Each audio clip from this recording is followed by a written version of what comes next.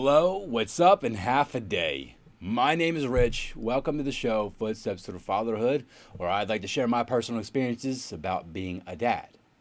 So, all while providing some insight and the details about my journey becoming a dad, I also want to reach out and relate to other parents out there.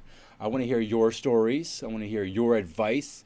Get things off your chest. I think this will be the channel for you. All right?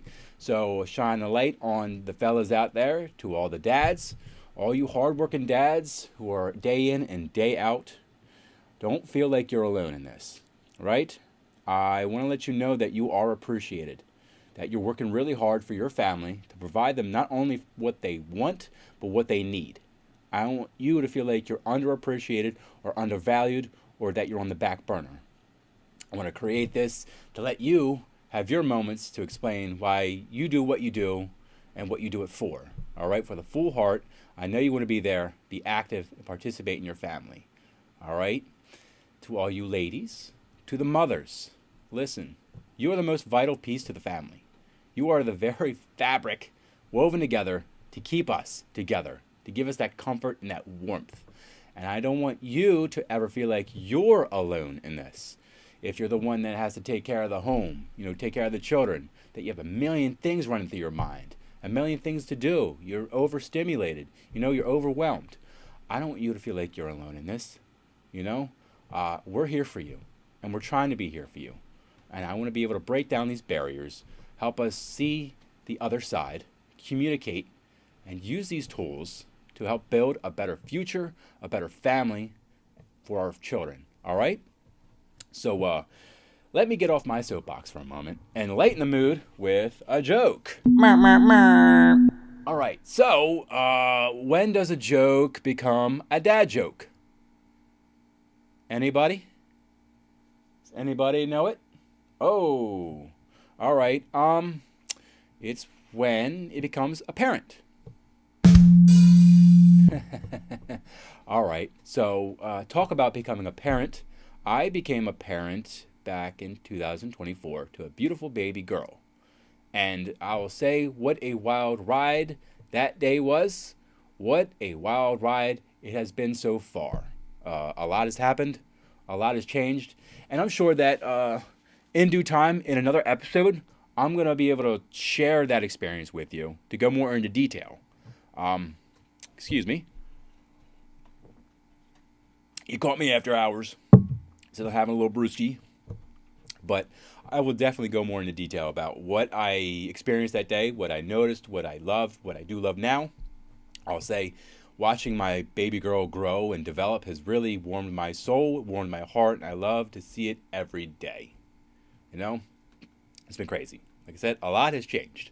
For example, the Eagles won another Super Bowl. Unfortunately, that's not going to happen this year because they got knocked out by San Fran in the wild card round. Then San Fran got mopped by Seattle in the divisional round, which I don't get. It was 41-6. That should have been the Eagles against San Fran. I don't understand what happened there. But, it is what it is. We'll see what happens next year, right? And to pick apart the team, I think mainly the offense had their struggles this year. And to rank, I think what the issues could have been, I'm going to put the coaching up top. So, excuse me. Sorry about that. I'm going to put Kevin Patullo up top, right? I think the play calling was flat. And I noticed that the first game of the season, right? The very first play when you had Saquon run up the middle and he got nothing. Then you did it again later in the game, a couple times, and Saquon still didn't get anything. So I'm thinking to myself, wow, either Dallas is going to be really good this year, or this is going to be like a couple of years ago with Brian Johnson. And we did see it throughout the season. The offense do really well, and then the offense struggle. That's where I'm going to come in. Was it the run game? Was it the offensive line not opening up the gaps for Saquon to get through? Although Tank Bigsby, when he got the ball, he did really well. Maybe Saquon just had a regressive year. And there's nothing wrong with that. It happens, Just get back up on it next year, buddy, and you'll do well. I want to put Jalen at last because I don't want to blame Jalen anymore. than anybody else, right? I think he has improved himself. I think he has progressed. He does get the ball off quicker.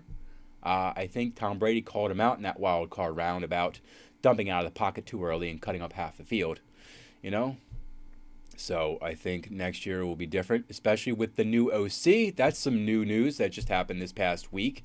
I want to say, what is his name? Sean Mannion? Is that how you say it? Yeah, I think that's how you say it. Excuse me if I pronounce that wrong. But a young dude coming from Green Bay. He's a quarterback coach. So I think he'll work really well with Jalen on that one. I'm hoping that he can guide Jalen better and that these I guess play calling could be a little bit better. I think he can grow with the team because I can't see Philadelphia letting go of him and having to get another offensive coordinator. I get that the job is hard, right? Philadelphia's got to be a hard place to play, hard place to coach because the fans, ruthless. They're very, very, very passionate, you know?